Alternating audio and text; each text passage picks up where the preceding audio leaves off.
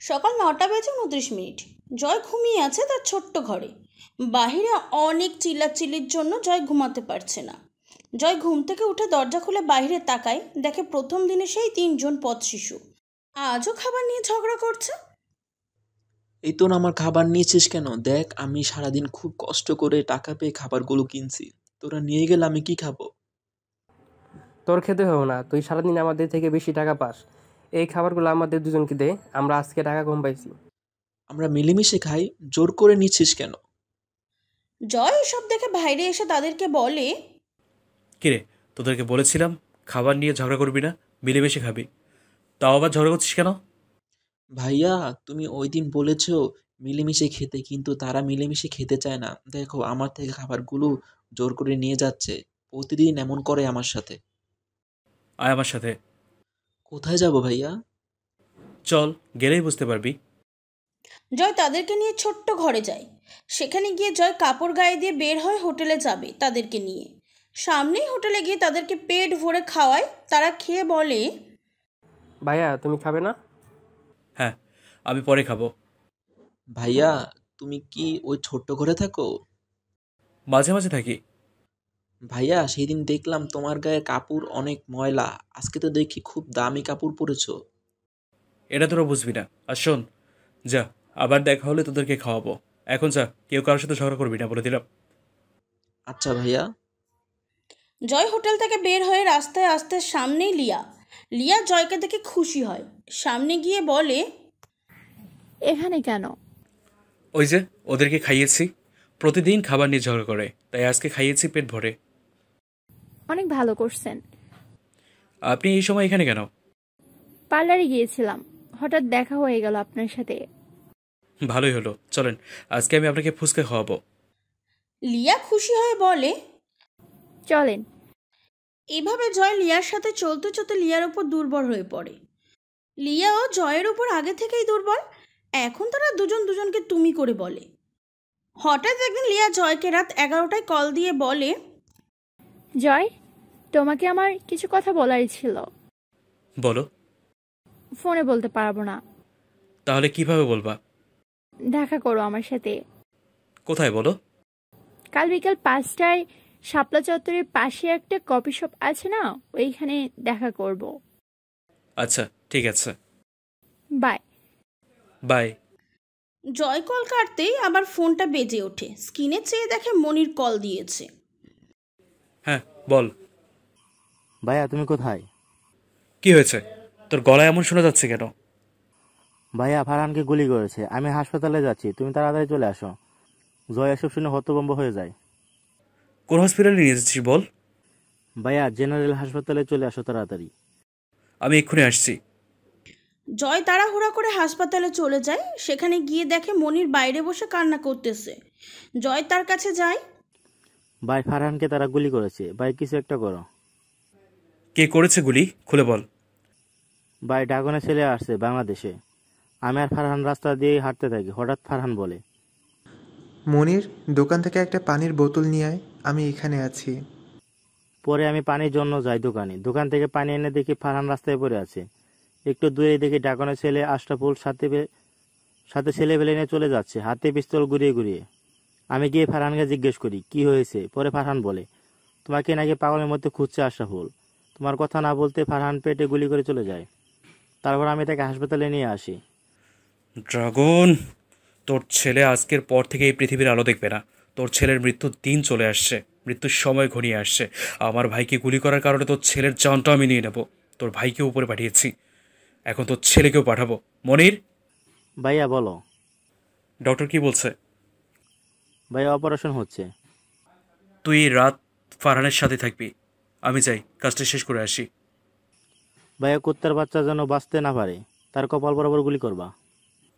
আমার ভাইকে যে মারার চেষ্টা করে তার মৃত্যু নিশ্চিত। জয় হাসপাতাল থেকে বের হয়ে বাসায় চলে যায়।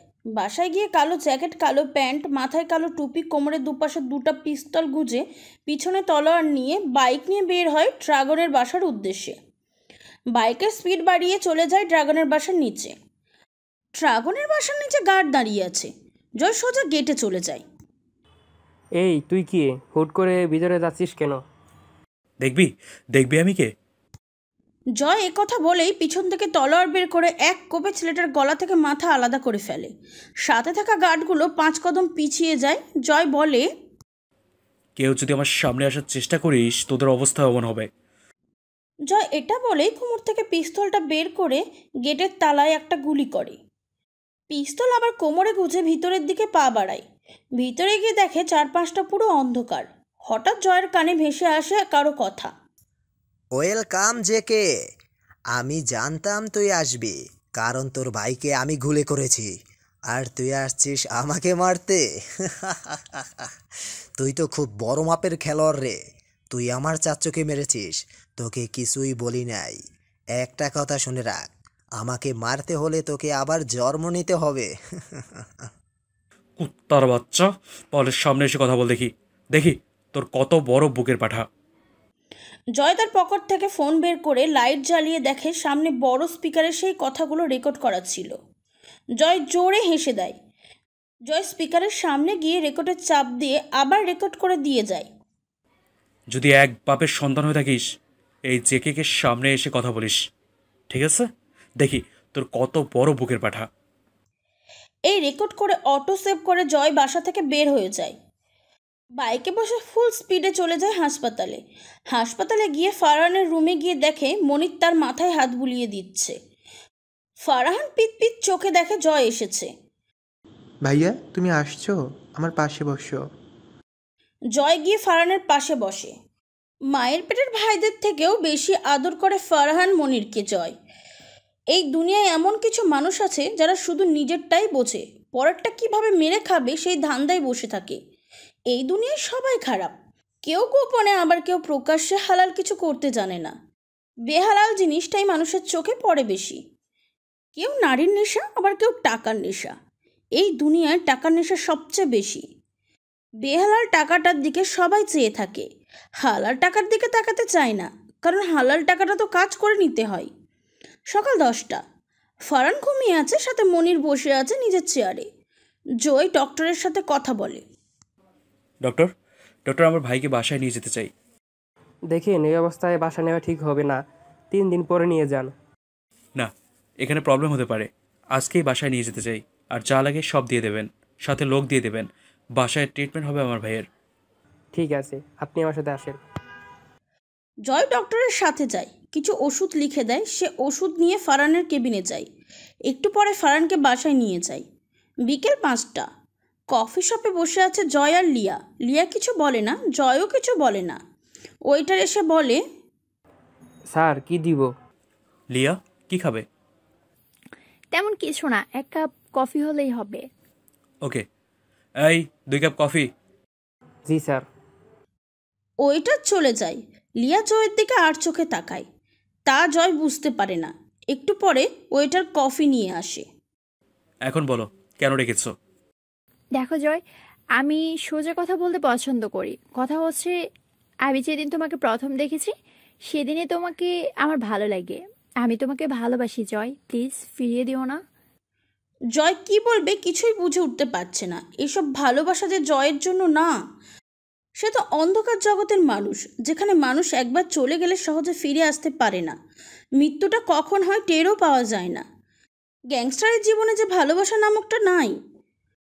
কি হলো জয়, কিছু বলছো না যে? দেখো, তুমি আমার সম্পর্কে কিছুই জানো না। জানলে হয়তো আমাকে ভালোবাসার কথা বলতে পারতে না, বন্ধুত্বটাও করতে না। আমার পক্ষে ভালোবাসা সম্ভব নয়। প্লিজ, এসব কথা আমি শুনতে চাই না। প্লিজ জয়, আমি তোমার সম্পর্কে কিছু জানতে চাই না। আমি তোমার হাত ধরে বাঁচতে চাই, প্লিজ জয়। অন্ধকার জগতের মানুষ আমি। আমি চাই না তুমি আমার জীবনে এসে নিজের জীবনটা নষ্ট করো। যেভাবে আছো সেভাবেই থাকো। আমার থেকে ভালো মানুষ পাবে তুমি। অন্ধকার জীবন মানে? সেটা সময় হলে জানতে পারবে। এখন উঠি। জয় উঠে চলে যায়। লিয়া সেখানেই বসে থাকে। জয় যাওয়ার দিকে চেয়ে থাকে। লিয়া জয়ের যাওয়ার দিকে তাকিয়ে মনে মনে বলে, আমার করিয়ে ছাড়বো তোমাকে, যতই না করো আমাকে ভালোবাসতেই হবে। লিয়া এই কথাগুলো বলে সেখান থেকে বাসায় চলে যায়। অন্যদিকে জয় ভাবে, লিয়া, আমিও যে তোমাকে ভালোবাসি, কিন্তু আমি যে অন্ধকার জগতের মানুষ। আমার জীবনে যে ভালোবাসা নামক জিনিসটাই নেই।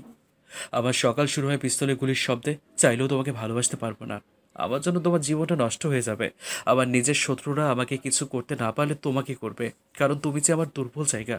আমার অন্ধকার জগতের কথা জানলে তুমি হয়তো আমাকে মেনে নেবে না। রাত 10টা।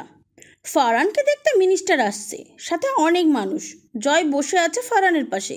মিনিস্টার বলে, ভাই এটা কে করেছে? কার এত বড় সাহস ভাই? ড্রাগনের ছেলে আশরাফুল, সে আমার ভাইকে গুলি করেছে। তার মৃত্যু আমি খুব ভয়াবহভাবে দেব। ভাই আপনি চিন্তা করবেন না, তার খোঁজ লাগাচ্ছি আমি। দরকার নেই, আমি খুঁজে নেব তাকে। আমার শিকারকে আমি নিজেই খুঁজে বের করব। বাপ ছেলেকে একসাথে মাটিতে পুঁতে ফেলবো একদম। ভাই আপনি শান্ত হন, যা করার ঠান্ডা মাথায় করতে হবে। কিভাবে শান্ত হব বলো? আমার ভাইকে মারার চেষ্টা করে, হ্যাঁ? এই পাওয়ারফুল গ্যাংস্টার জিকে এর ভাইকে মারার চেষ্টা করে। একটা কেউ বাঁচিয়ে রাখবো না, সব কটাকে একসাথে মাটিতে পুঁতে ফেলবো। সেদিন রাতে মিনিস্টার চলে যায় জয়ের বাসা থেকে। ফারহান মনের ঘুমিয়ে পড়ে। জয় তার রুমে পায়চারি করতে থাকে। হঠাৎ জয়ের ফোনে একটা মেসেজ আসে। মেসেজটা ছিল সেই অচেনা মেয়ের নাম্বার থেকে। মেসেজটা ছিল, বুঝেছিস, আপন কাউকে কেউ মারার চেষ্টা করলে কতটা কষ্ট লাগে? তার থেকেও বেশি কষ্ট লেগেছে আমার, যখন আমার সব চাইতে আপন মানুষটাকে তুই মেরেছিস। আস্তে আস্তে তোর কাছ থেকে আমি সব কেড়ে নিব, পরে তোকে একেবারে শেষ করে দেব। জয় মেসেজটা পড়ে একটা চিন্তাই করে। এই মেয়ের আপন মানুষকে আমি মেরেছি? কি বলে বেটা? কিছুই বুঝতে পারতেছি না। তার মানে কি তার আপন মানুষকে মেরেছি, তাই সে আমাকে মেরে তার প্রতিশোধ দিতে চায়? কে মেয়েটা? খুঁজে বের করতেই হবে। কেটে যায় 15 দিন। এর মাঝে ফারহান সুস্থ হয়ে যায়। জয়ের দিন কাটে চিন্তা করতে করতে। একটাই চিন্তা, সেই অচেনা মানুষটা কে? বাবা, তুমি বললে জেকে এই দুনিয়া থেকে একেবারে বিদায় করে দেই। আরে এত তাড়া কিসের? নিজেই এসে আমার কাঁচায় ধরা দিবে। বাবা, কি বললা? কিছুই বুঝলাম না। সব বুঝতে পারবে আস্তে আস্তে। ভাইয়া আশরাফুলকে খুঁজে পেয়েছি। সে তার বাবার সাথে নিউ ইয়র্কে থাকে। ফারহানকে যেদিন গুলি করে সেদিনে চলে যায় নিউ ইয়র্কে। 6 তারিখ বিকেল 5টায় বাংলাদেশে ফিরবে। ওকে, আমি একটু বাইরে গেলাম। ভাইয়া তুমি একটু সাবধানে থাকার চেষ্টা করবা। তোদের ভাই কি সেটা তোরা জানিস? আমার নাম শুনলে সবাই সাবধান হয়, সেই জায়গায় তোরা আমাকে বলছিস সাবধান হতে? ভাইয়া এত কথা বলো কেন তুমি? এই পৃথিবীর তুমি ছাড়া আমার আর কেউ নাই। তোমার কিছু হয়ে গেলে আমাদের কি হবে একটাবার ভেবেছ? জয় দৌড়ে গিয়ে ফারহান আর মনিরকে জড়িয়ে ধরে। আমার কিচ্ছু হবে না, তোরা অযথাই টেনশন করিস। আর তোরা থাকতে আমার কিছু হবে নাকি? জয় বের হয় তার বাসা থেকে। হেঁটে যাচ্ছে রাস্তা দিয়ে। নিচে চেয়ে হাঁটতে ব্যস্ত জয়। হঠাৎ এক মেয়ের সাথে ধাক্কা লাগে। জয় উপরে তাকিয়ে দেখার আগেই মেয়েটা বলে, সরি ভাইয়া, দেখতে পাইনি, প্লিজ সরি। ওকে ঠিক আছে। আর আমার ধাক্কা লাগছে, আপনি সরি বলছেন কেন? আমার একটু তাড়া আছে, আমি যাই। মেয়েটা চলে যায়। জয় আবার হাঁটা ধরে রাস্তা দিয়ে। হাঁটতে হাঁটতে চলে যায় ক্লাবে। রাত 10:56। রাত 10:56। রাস্তাটা ল্যাম্পপোস্টের আলোতে ভরে উঠেছে। চারপাশটা খুব আলোকিত। হালকা বাতাস রাতের পোকা ডাকে কানে ভেসে আসছে। গলির দেয়ালের নিচে ছোট্ট ছোট্ট ঘাস। সেই ঘাসের উপর নিচে জোনাকি পোকা আলো করে দিয়েছে। ল্যাম্পপোস্টের আলোর মাঝে সিগারেটের ধোঁয়াটাও এতটা মিশে যায় না, এক জায়গায় জমে থাকে। শীতের রাত, কুয়াশার মাঝেও সিগারেটের ধোঁয়াটা জমে থাকে। জয় ড্রাঙ্ক হয়ে রাস্তা দিয়ে হাঁটে, মুখে সিগারেট টেনেই যাচ্ছে। চোখ দিয়ে চারপাশটা দেখে, মনে হচ্ছে চারপাশটা আরও বেশি আলোকিত হয়েছে। হঠাৎ গাড়ির হর্ন বাজে। জয় ভালো করে তাকিয়ে দেখে সামনে 3 থেকে 4টা গাড়ি। সেই গাড়ির লাইটের আলোতেই চারপাশটা আরও আলোকিত করেছে। জয় জায়গায় দাঁড়িয়ে আছে। সে ড্রাঙ্ক অবস্থায়ও বোঝে তার সাথে কিছু হতে চলেছে। তাও জয়ের কোনো মাথা ব্যথা নেই।